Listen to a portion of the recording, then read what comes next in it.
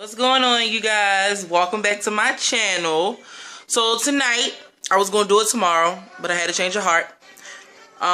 We're going to finish reviewing Love After Lockup. Listen, I took notes again because it's a lot going on in this little itty bitty, like the hour that they give us. We get a lot going on, so I'm going to just jump into it. So the show starts off with Joe and Garrett in the car after she's picked him up from jail, and immediately, you can tell that Garrett is just worried about sex. He is not worried about nothing else. She's trying to talk to him about jobs. He's like, yeah, okay. She's trying to talk to him about the house. He's like, yeah, okay. And then it goes over to the confessional, and he's like, listen, I haven't had sex in 6 years. And I love Joe and all of that. But when we get back, we got a lot of firsts. We got a first date. We got our first kiss without being monitored. And we got our first, And so you can immediately tell in the confessional that, right now, all he's worried about is sex. And her confessional, she's like, I want him to propose immediately. My whole life, my mother has been talking to me, and she's engraved in my head that when you get married, you want a 1 carat solitaire ring. Like, that is what you want. And she says it like 4 times, like 1 carat solitaire, 1 carat solitaire, 1 carat solitaire. And that's what I want. So my dream ring would be a 1 carat solitaire with a thin band with diamonds all the way around it. And I'm just watching this, and I'm just like, who's gonna buy it? Who's gonna do it? Like, Garrett can't do that for you. He just got out of jail, ma'am, miss.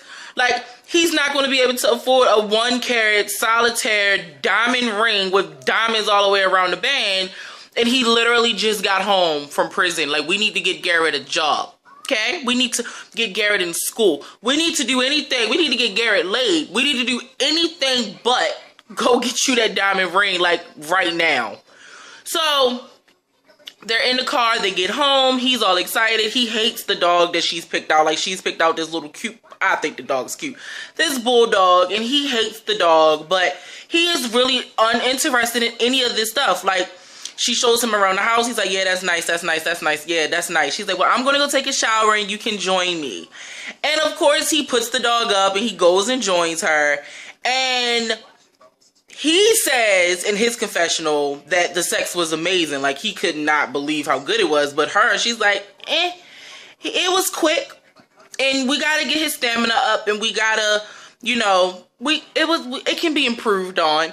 And that's where we leave off with them for the time being. With her basically saying that my man needs to get his stamina up because it's been 6 years and he ain't had none. And she's absolutely right. But I think she's absolutely crazy for thinking that she's going to get this ring right now. Also, Garrett wants to be a massage therapist, and she's like, we're not doing that. And I have a little bit of an issue with that. Here's why. My husband went to school for massage therapy, and he's amazing at it, and there's money in it. And I think if Garrett wants to work for himself, because he knows being a felon is going to be hard for him to, like, get somebody to hire him, then I think she should support him. And at least he has a cotton picking plan coming out of prison. I'm going to go to school. I'm going to get my license. I'm going to work for myself because nobody's going to hire me, and I'm trying to create opportunities for myself.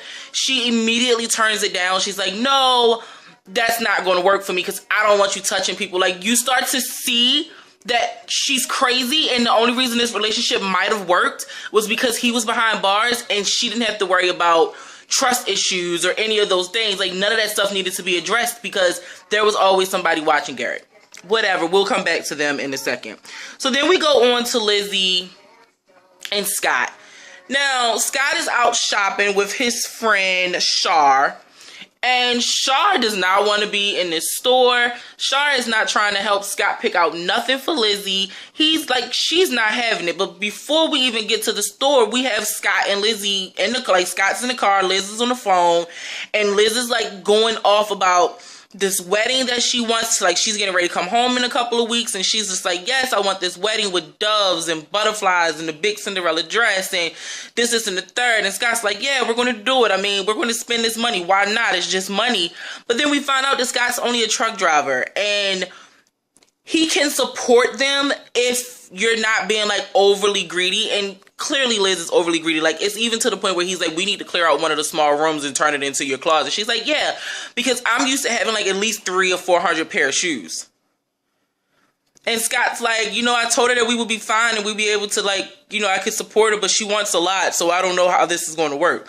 So we transition over after that crazy conversation about this big lavish wedding that she wants that I'm not even sure Scott is 100% positive he can afford. And we get back into the store with, you know, with Shar. And Char's like, why are you doing this? She's skeptical, just like anybody would be of a friend that's dating somebody that's been in jail. And she gets down to it. She's like, how much money have you sent her? Like, why are we here buying all this stuff? He's like, she's coming home with nothing. And she's like, yeah, that's cool, but why all this stuff? Like, you're lucky that I'm even here right now. He's like, you should just be happy for me. Shar says, how much money have you sent her? He's like, oh, over the course of the time we've been together, about 20 grand. And I'm just like, in the friend, like, she says what I'm thinking, like, can you afford $20,000? Like, you sent this woman $20,000 and you're going to tell me that this isn't about money? And you've, like, are you serious, Scott? Oh, poor Scott. And she says it, you know, he's so nice, he's so sweet, and people try to get over on him. And Shar is just not feeling it. So they go to the checkout line after they pick up all this stuff, and Shar is completely done wanting to help Scott. She's like, I don't want to hold another thing. We need to go. They go to the checkout line, and he spends another $1,200 on clothes for this woman. And Shar is like, he's not listening to me anymore, and I'm not really feeling that. Like, he usually hears me, he usually listens to me, but you know, now he's ignoring me, and I don't like it. And I don't like the idea of him dating somebody that has been in prison, who has been scamming people her entire 8 years that she's been in prison. Like, how do we know that this isn't a scam? Scott seems to be completely okay with it. Shar is not. His son is not.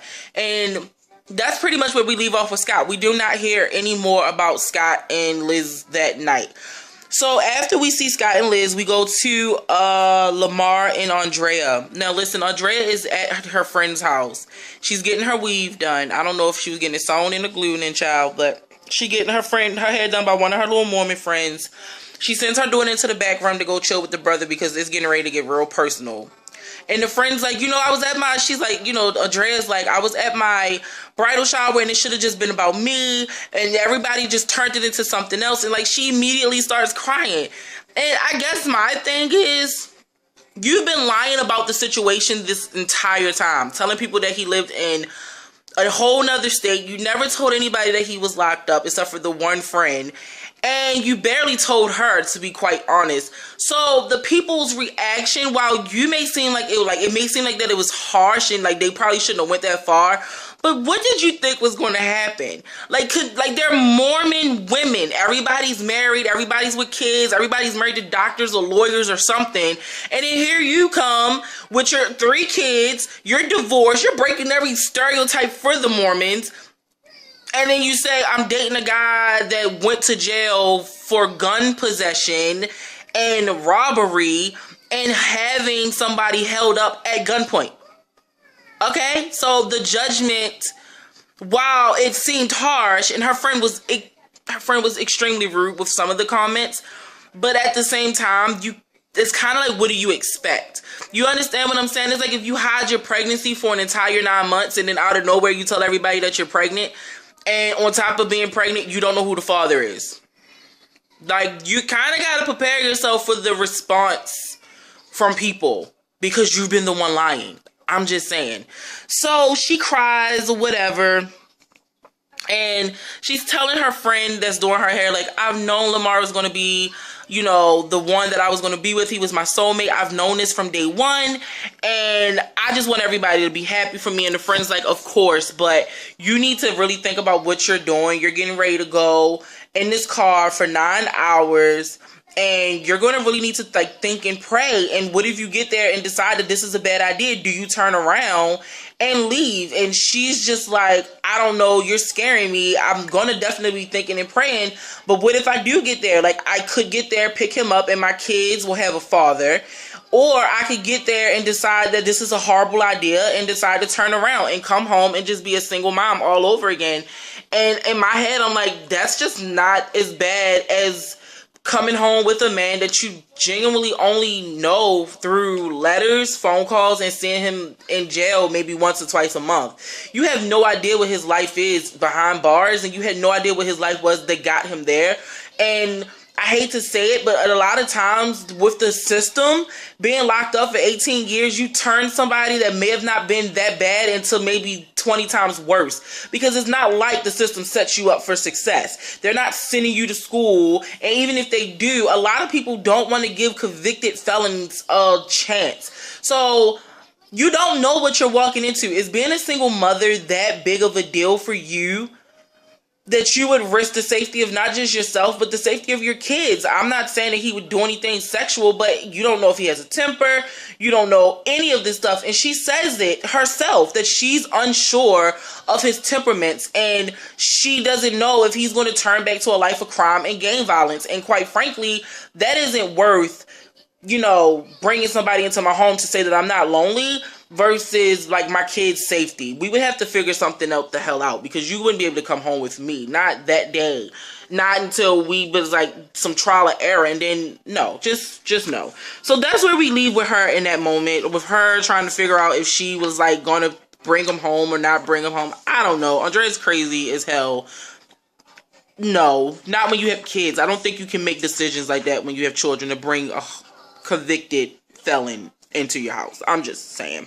So then we move on to Allah. I got it, y'all. I was listening tonight. Her name's Allah. So we get to Allah and James. And James is in the car, and he's telling us that Allah's back at home with her parents, and she's getting ready to get this makeover. She's going to get her hair done and get all pretty for James or whatever. Hold on. Felt like, oh, baby.